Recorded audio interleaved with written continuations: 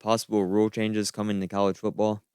Earlier this week, it was reported that the leaders of college football, many of the top people, were considering four rule changes to speed the pace of the game and shorten games overall.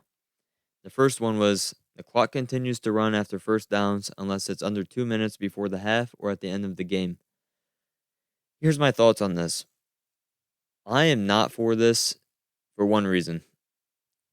I like what separates college football from the pro game. I like how the NFL doesn't stop the clock for a first down. Like, I think that's unique to pro football. I think that's unique for the NFL.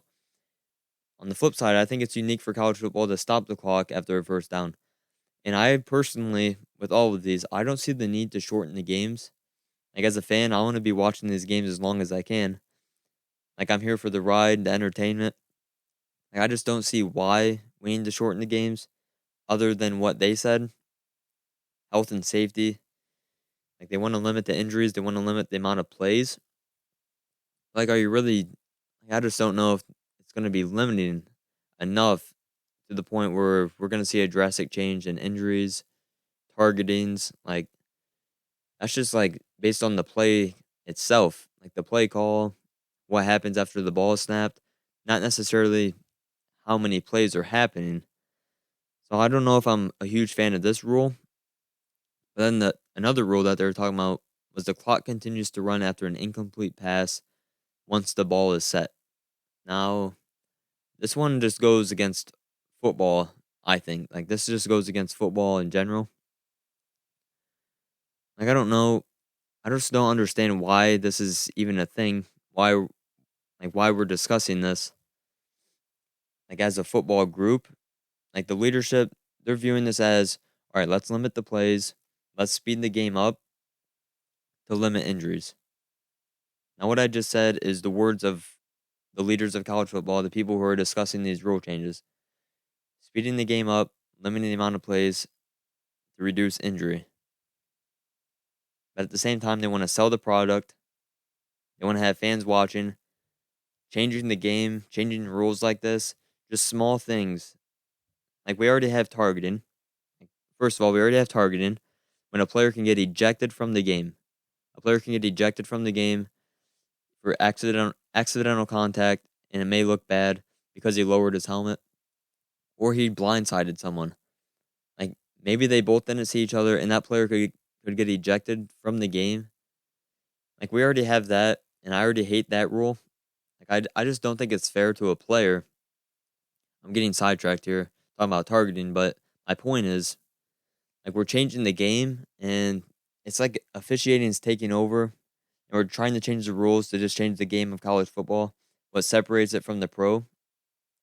Like, the NFL, they don't have ejections, they don't have targeting. They just have 15-yard personal foul, next play. Okay, that's the NFL. College football, we have an ejection. So we're staying different there. Why can't we just stay different when it comes to time? When the clock's running, when the clock's not. Like, the under 2 minute thing for the ball stopping after a first down. That's like a mini 2 minute warning, right? Like, is that them trying to get closer and closer to possibly having a 2 minute warning just to fit in some more commercial breaks?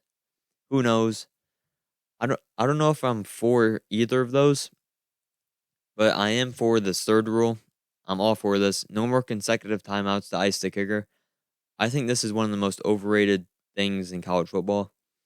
You can go look at any stat you want, and every stat it proves that icing the kicker really has no effect whatsoever. Just don't call the timeout. See if he misses. Right. Most of the time, if you watch the game, the kicker will actually miss the field goal when you call the timeout, come back and make it.